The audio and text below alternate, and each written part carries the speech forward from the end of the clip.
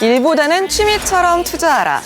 가치 투자의 실력자로 평가받는 마리오 가벨리가 한 말인데요. 기업을 취미처럼 분석하고 수익과 손실을 즐기면서 여유롭게 투자하라는 뜻입니다. 오늘도 고수회전과 함께 주식 투자 즐길 준비 되셨나요? 지금 시작합니다.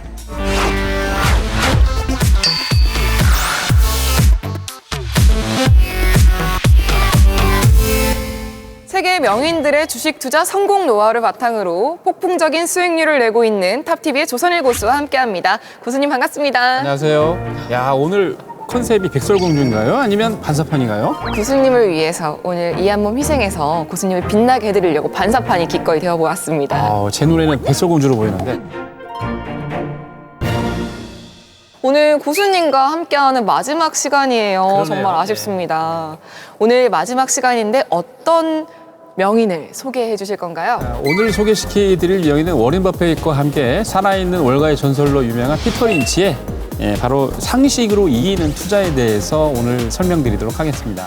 제가 유일하게 알고 있는 사람이 워렌 버핏과 피터 린치인데 그 두 번째 이제 피터 린치에 대해서 나오는 것 같은데 인물 탐구부터 한번 해볼까요? 네, 그럴까요? 워렌 버핏고 유명하지만 피터 린치도 되게 유명합니다. 군대를 갔다 와서 이제 마젤란 펀드에 입사를 했고 나중에 2천만 달러를 들여서 샀어요. 그래서 그 펀드를 13년 동안 운영을 하면서 140억 달러로 660배, 그렇죠. 660배로 늘렸는데 발품을 팔아가지고 하는 투자도 되게 유명합니다. 그래서 직접 자기가 찾아가서 그 회사를 확인을 하고 CEO들과 만나서 일일이 다 분석을 다 했고요. 2,000개 이상의 미국에 있는 주식 상장되어 있는 종목 코드는 다 외우고 있는데 자기 딸내미 생일을 몰라서 딸내미한테 아주 구박을 받았답니다. 그래서 그때 가족과 함께 다시 자기 인생을 살아야 되겠다 이렇게 생각을 하고 47살의 나이에 펀드 매니저를 그만두고 이제 제야로 물러갔죠. 그렇기 때문에 47살, 조금은 이른 나이라고 볼 수 있는 47살에 은퇴를 했던 거군요. 그럼 피터 린치 투자법이 앞서서 이기는 투자법이라고 소개를 해주셨는데요. 이렇게 들어서는 사실 어떻게 해야 무조건 이길 수 있는지 모르겠어요. 그죠. 많은 사람들이 보면 엄청난 비법을 갖고 있다라고 생각을 하는데 피터 린치가 챕터 1에서 쓴 내용이 되게 인상적입니다. 평범함이 비범함을 이긴다. 그런 내용인데요. 모든 산업을 통틀어 갖고 거의 대부분의 사람들이 이제 전문가들이 수익을 많이 낸다고 생각을 하고 있는데 주도주나 업종군의 1등 종목들은 평범한 사람들이 많이 발굴을 한다고 그래요. 그래서 개인 투자자들이 한 5% 정도만 투자에 관련된 관점을 갖고 생활을 하다 보면 자기가 살면서 좋은 종목들을 많이 발굴할 수 있다고 합니다. 그래서 이제 개인적으로 그 멘토링을 또 했었어요. 이 피터 린치가. 그래서 성 아그네스 중학교의 1학년생을 대상으로 해서 투자 교육을 시켰는데 그 친구들이 발굴했던 종목들이 무려 69%의 수익을 냈습니다. 그 정도로 그냥 평범하고 사실 뭐 중학생들이 얼마나 알겠어요. 근데 이 친구들을 이렇게 교육을 시키면서 짧은 기간 동안에도 많은 수익을 낸 걸로 유명합니다.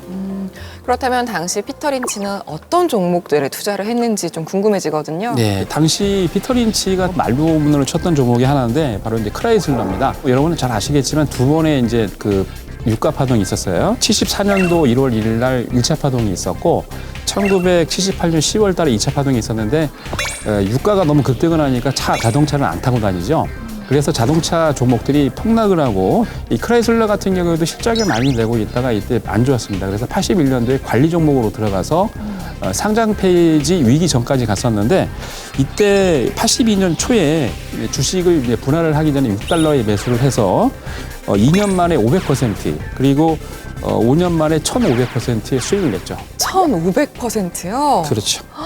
정말 어마어마한 수익이네요. 이렇게 피터 린치가 어마어마한 수익을 얻을 수 있었던 이유 궁금한데요. 지금부터 본격적으로 피터 린치의 상식으로 이기는 투자법에 대해서 알아보도록 하겠습니다. 고수의 투자 백미. 고백 타임. 역시 타이밍 정말 잘 맞추시네요. 고맙습니다. 네, 조선일 고수의 투자 백미. 첫 번째는요? 첫 번째는요. 주변에 있는 하찮은 것들을 살펴봐랍니다. 주변에 있는 하찮은 것들이요? 그렇죠. 너무 뭐가 많은데요? 사례 두 가지를 좀 말씀을 드릴 건데요. 네. 첫 번째 사례는 50년대에 이제 자기 같은 동네에 살았던 소방관 얘기가 나옵니다. 네. 이 소방관이 소방차를 타고 왔다 갔다 돌면서 일을 하는데 그때 이제 탐브렌즈라고 그래갖고 P&G에서 만든 여기서 생리대를 만드는 회사가 있었어요. 근데 이 회사가 갑자기 공장을 굉장히 많이 이렇게 증설을 하고 있는 거예요. 그래서 야, 저 회사가 돈을 많이 버는가 보다 이렇게 생각을 하고 2,000달러씩 딱 떼갖고 5년 동안 $10,000를 딱 투자를 했어요. 그래서 그러고 난 다음에 한 4, 5년이 지났는데 이 $10,000가 $1,000,000가 된 겁니다. 100만 장자가 됐네요. 100만 장자가 된 거죠. 그 두 번째는 피터 린치가 그때 70년도, 80년도 잘 나간 게 이제 의료업종이잖아요. 방직 이쪽에 잘 나가는 펀드 매니저였었는데 자기가 애널리스트 분석을 하면서 많이 CEO도 만나고 재무제표 분석을 하고 회사를 찾아다니면서 백방으로 노력을 했는데 와이프보다 더 종목을 잘 못 골랐대요. 근데 슈퍼마켓에 뭐가 있냐면 이제 계산하는 계산대 옆에 사탕이라든지 캔디나 간단한 뭐 제품들이 이렇게 있지 않습니까? 그죠? 네. 그때 이제 계란 모양의 포장으로 되어 있는 그 레깅스라는 스타킹을 팔았대요. 자꾸 와이프가 레깅스 스타킹을 사오더랍니다. 나중에 알고 보니까 이 종목이 엄청나게 또 수익을 낸 거예요. 근데 이거를 자기는 그 의료업종 전문가임에도 불구하고 발굴을 못했죠. 그러니까 지금 이 두 가지 일화를 좀 살펴보면은 주변 사람들이 관심을 가지고 봤던 그런 종목들에 투자를 하면 좋다는 얘기네요. 그렇죠. 주변에 뭐 식구들이나 아니면 지인들이 많이 쓰고 있다는 얘기는 매출도 많이 늘어날 거고 분명히 그러면 또 영업이익도 많이 늘겠죠. 그래서 말씀드린 것처럼 이렇게 주변에 있는 사람들이 많이 쓰는 거 전문가보다 평범하신 분들이 더 빨리 찾을 수가 있겠죠. 근데 이 단순하게 주변 사람들이 관심을 갖고 또 많이 사용을 한다고 해서 그 종목을 또 매수를 하기에는 리스크 부담도 있을 것 같거든요. 그렇죠. 그러니까 사실 고수회전을 하고 있는 이유가 그런 분들을 위해서 이제 어떻게 분석을 해야 되는지 말씀을 드리고 있잖아요. 네. 사실 잘 팔리는 종목 같은 경우에도 말씀드린 대로 여러 가지 분석을 해야 되겠죠. 그러면 그 중에서도 어떤 거를 선별해야 될지 자세하게 좀 알려주실 수 있을까요? 네, 요즘 같은 경우는 뭐 여러분 잘 아시겠습니다만 뭐 홈쇼핑, 그다음에 뭐 택배 종목 같은 경우는 또 보면은 또 포장지가 많이 들어가니까 그런 것들 여러분 관심 있게 보시면 좋을 것 같네요. 네, 오늘 고수회전은 환상적인 폭풍 수익률을 자랑하는 조선일 고수와 함께하고 있습니다. 방송을 보시면서 궁금한 점이 생기신 분들은 샵 5930으로 문의 주시거나 카카오톡 채널 조선일 대표를 검색하시고 추가해 주시면 됩니다. 네, 조선일 고수의 투자 백미 두 번째는 뭘까요? 네, 폭락이 와도 주식시장에 머물러 있어라. 폭락이 왔는데 주식시장에 머물러 있으라니 고수님. 피터 린치가 얘기하고 있는 또 다른 상식이긴 한데 사실 네. 폭락이 왔을 때 사람들이 거의 대부분 무서워하잖아요. 그럼요. 근데 그 1987년 10월 18일 월요일이었는데 블랙 먼데이라고 그러죠. 다우지수가 580포인트 폭락을 하면서 하루 만에 22.6% 폭락을 했어요. 네. 이거 외에도 7번의 더 그 폭락을 경험을 했는데 자기가 폭락하는 동안에도 주식시장을 빠져라 하지 않았기 때문에 좋은 종목을 공략을 해서 수익을 많이 냈었습니다. 종목을 한번 볼까요? 여러분 잘 아시는 월마트입니다. 이게 이제 폭락을 하기 전에 87년도에 고점이 $5 6센트였습니다. 8월 3일 날. 네. 그리고 87년도 10월 18일, 19일 블랙 먼데이가 터지면서 폭락을 했죠. 11월 2일 날 $2 99센트까지 41% 폭락한 거예요. 근데 거의 대부분의 분들이 이렇게 폭락을 하면은 손절매를 하고 나가는데 피터 린치는 기회라고 생각을 하고 저점을 잡는 쉽게 얘기해서 이제 폭락하고 난 다음에 다 팔고 나서 횡보를 하는 구간을 찾고 있었어요. 91년 11월 2일 날 이 종목이 $14 72센트까지 $3에 매수를 했다고 하는데 평균 단가가 계속 꾸준히 매수를 했기 때문에 그래서 390%의 수익을 냈고요.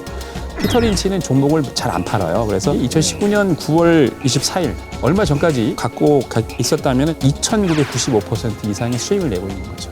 아니 그냥 종목을 단순히 안 판 게 아니라 어떤 뭔가 포인트가 있어서 확신을 했기 때문에 안 판 게 아닐까요? 맞습니다. 이게 뭐 월마트 같은 경우는 매출도 그렇고 영업이익이 꾸준히 낮고 그리고 이제 배당도 꾸준히 줬던 종목이기 때문에 이런 종목은 폭락이 올 때가 기회라고 생각하면서 매수를 했겠죠. 네. 그렇다면 조선일 고수님은 폭락 속에서도 이렇게 피터 린치처럼 견뎌내서 수익을 얻은 종목 있으신가요? 네, 2019년도에 HLB, 뭐 간단하게 HLB 종목을 제가 25,000원에 사드려서 지금 400% 이상 수익을 냈고요. 400%. 2011년도가 더 중요합니다. 왜냐하면 2011년도는 게임 오브 식스, 미국의 그 신용을 더 올리지 않으면 미국이 이제 파산할 때였거든요. 근데 그때 이제 의회에서 신용을 더 올려갖고 나중에 이제 무마했던 적이 있는데 희한하게 호재가 나왔는데 그때 2011년도 8월 1일부터 폭락을 했습니다. 증시가 전 세계적으로. 그래서 우리나라 같은 경우에도 그때 4일 만에 한 460포인트 이상 폭락을 했는데 그때 저도 사실 종목을 한 두세 개 갖고 있었어요. 손절매를 하고 과감하게 딱 한 종목을 공략했죠. 그게 이제 모나리자였는데 네. 희한하게 폭락하는 그 사이에 8월 4일부터 얘만 상한가가 들어가더라고요. 그래서 그때 800원에 추천을 드려갖고 그때 23일 사이에 저희가 300% 이상 수익을 내고 매도를 했던 기억이 있습니다. 오, 300%. 아니, 근데 이게 또 언제까지 견뎌야 할지. 무작정 안 팔고 있을 수는 그렇죠. 없잖아요. 언젠가는 팔아야 되는데. 무작정 안 네. 팔면 큰일 나죠. 예, 그러니까 그래서 물리지 않고 이제 팔 수 있는 그 시점을 찾아야 될 텐데. 그렇죠. 보통 이제 저평가된 가치주를 매수를 하거나 아니면은 청개구리 같은 종목들이죠. 이 보시는 것처럼 모든 종목이 폭락을 하는데 강하게 움직이는 종목. 그런 종목들을 공략을 하시고 수익을 내서 매도를 해야 됩니다. 고수님 오늘 꼭 하시고 싶은 얘기가 있으시다고요? 네, 한마디 또 해드리고 싶은 거는 깡통은 누구나 언제든지 찰 수 있다에 대해서 말씀드리고 싶습니다.